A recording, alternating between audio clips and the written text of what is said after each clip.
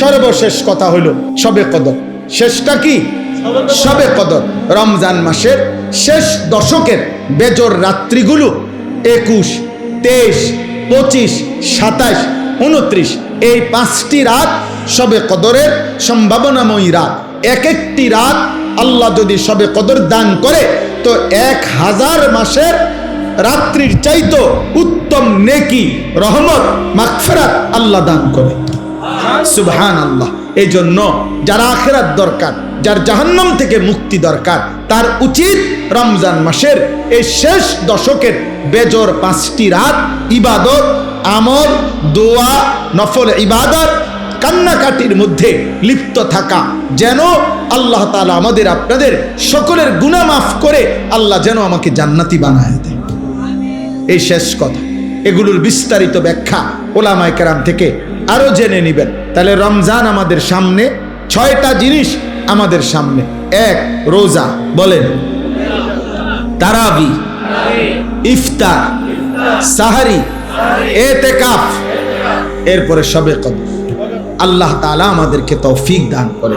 একজন মুসলমান হিসাবে রমজানকে কদর করে প্রত্যেকের উচিত। রমজান মানে ভিন্ন কিছু। আমার শেষ কথা এটাই, রমজান মানে ইমানদারের জন্য ভিন্ন কিছু, আলাদা কিছু, অনেক কিছু।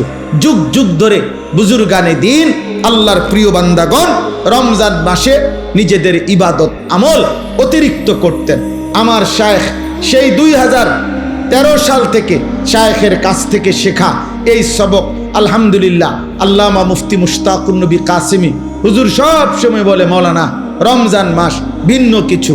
আলহামদুলিল্লাহ আজ অনেক বছর হুজুরের সাথে প্রত্যেক রমজানের শুরুতে আমরা 2 দিন 3 দিন আগে আল্লাহর ঘরের জিয়ারতে, উমরার সফরে যাওয়ার চেষ্টা করি, আবার শেষ দশক এতেকাফ করার চেষ্টা করি, এই আশা যে রমজানে অন্যান্য কাজকর্ম কমাইয়া চেষ্টা করা, যে ইবাদত আমল আখিরাতের পুঁজি অর্জনের জন্য বেশি চেষ্টা করা।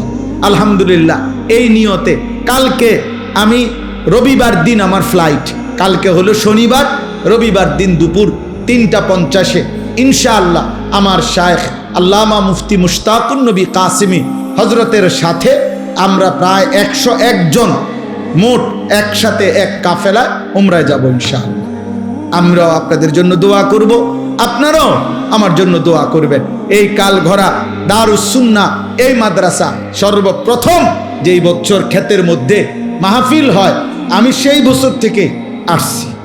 আলহামদুলিল্লাহ প্রতি বছর কম বেশি আসা হয়। আজকেও আল্লাহ তাআলা